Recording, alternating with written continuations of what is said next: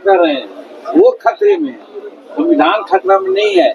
इसलिए कि संविधान में उनको कहने का कोई हक है।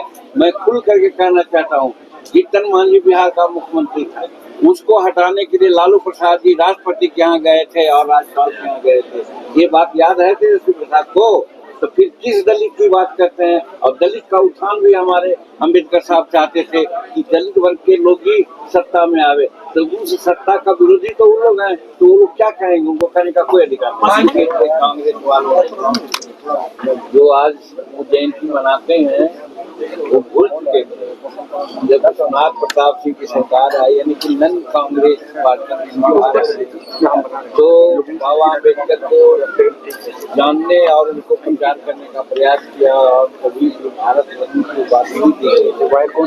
आज नरेंद्र भाई मोदी जी जो पंचतीर्थ की स्थापना कर खास करके नंदन में उनके निवास को अम्बेडकर स्मारक के रूप में 50 से काम किया, तो जयंती मनाने का अधिकार नरेंद्र भाई मोदी जी के अनुयायी को, जो आज उनके जन्मदिन पर उनको यादगार करने के, लेकिन लोग आज मना रहे हैं क्योंकि बिहार में खास करके चुनाव है। चुनाव में दलितों का मसीहा कौन है, कौन बाबा अम्बेडकर को समझते हैं उनके हैं, ये दिखलाने की बात कर रही है। तो मैं पूछना चाहता हूँ कांग्रेस वालों को, पूछना चाहता हूँ और जो हमारे एनडीए गठबंधन के अतिरिक्त जो आदमी लोग हैं उनको, उनकी भी सरकार यहाँ पर थी, तो बाबा साहब ने जो हमको सीख दी थी, दर्जनों कार्यकर्ताओं ने किया कि शिक्षित बनो। बाबा अम्बेडकर साहब का कहना था कि शिक्षित बनो, और वो कहाँ से प्रेरणा लिए थे? भगवान बुद्ध से, बुद्धम शरणम गच्छामि, उससे लिया था उन्होंने। लेकिन उस समय के सरकार में रहने वाले लोग शिक्षा के लिए क्या किए?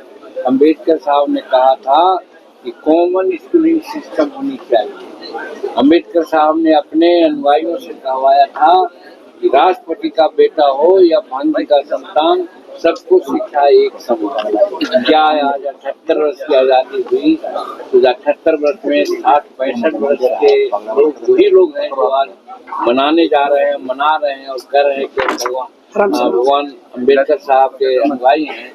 कहाँ खोए हुए थे? आज तक वो व्यवस्था नहीं आई है। यही कारण है, एक तरफ सामान्य वर्गों का लिटरेसी रेट 80% है, तो शेड्यूल कास्ट का लिटरेसी रेट 28%। इतनी बड़ी गैप आज 28-78 वर्ष में है, इसका दोषी कौन है? दोषी वही लोग हैं जो 60-65 वर्षों तक राज किया और आज मनाए, तो उनको मनाने का कोई अधिकार नहीं है। न तो उन्होंने भारत रत्न की उपाधि दिलाई और न तो उनके जो कार्य स्थल थे उनको तीर्थ के रूप में स्थान दिया, न तो उनका नंदन में रहा हुआ आवास को उन्होंने अपना करके स्मारक बनाया। तो वो लोग सिर्फ समाज को बरगलाने के लिए मना रहे हैं, जबकि हम एनडीए के लोग जो अम्बेडकर साहब के चरण चिन्हों पर चल रहे हैं, उनके संविधान के अनुसार महिलाओं को अधिकार दिया, हम लोग 370 कानून को खत्म किया, इत्यादि इत्यादि कार्य करके जो बाबा साहब का कहना था उसके आलोक में हम लोग आज काम कर रहे हैं, संविधान के अनुरूप काम कर रहे हैं।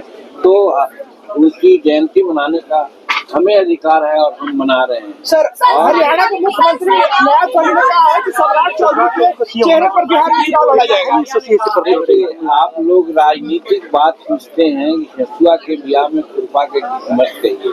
हम कहना चाहते हैं कौन मुख्यमंत्री होगा, कौन न होगा, जमहूरियत है। बाबा साहब ने हमको चुनाव प्रक्रिया के लिए अधिकार दिया, वैश्विक मताधिकार की बात की है।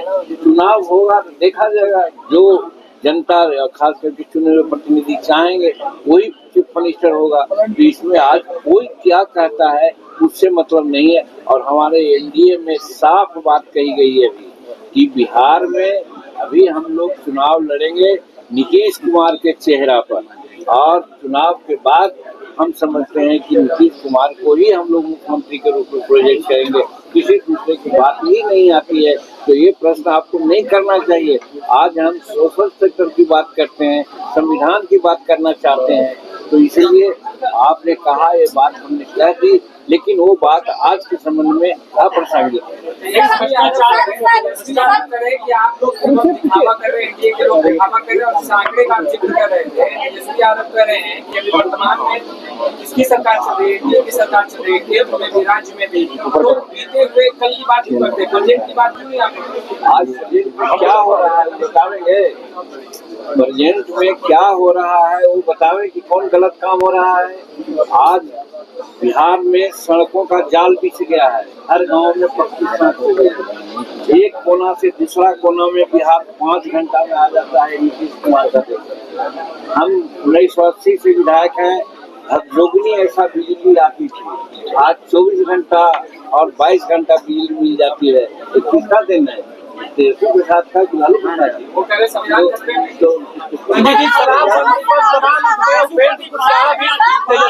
समर्थन दे दिया करे शराबबंदी फेल है। शराबबंदी फेल है कि नहीं है ये नहीं कहा जा सकता है, वो जांच का विषय है। लेकिन शराबबंदी कानून बहुत अच्छा कानून है, उससे गरीबों को फायदा होगा। लेकिन शराबबंदी कानून का जो प्रक्रिया है, जो अनुपालन है, उसमें कहीं कहीं गड़बड़ी हो रही है, जिसके बारे में हम लोग कई एक बार नीतीश कुमार जी का ध्यान आकर्षित किया और धन्यवाद देना चाहते हैं नीतीश कुमार को कि हमारे कहने पर उन्होंने तीसरा बार भी समीक्षा किया, जिसमें हुआ कि कोई साधारण आदमी शराब पीने के लिए ले जा रहा हो या पी रहा हो तो उसको नहीं पकड़ा जाए, लेकिन यहाँ के जो कमजोर घटिया किस्म के जो पदाधिकारी हैं वो पकड़ रहे हैं, जेलों में भेज रहे हैं। इसलिए शराब नीति बदनामी हो रही है। नहीं तो शराबबंदी का कानून अच्छा कानून है और उसका इम्प्लीमेंटेशन में गड़बड़ी है, उसको नीतीश कुमार और सुधारेंगे।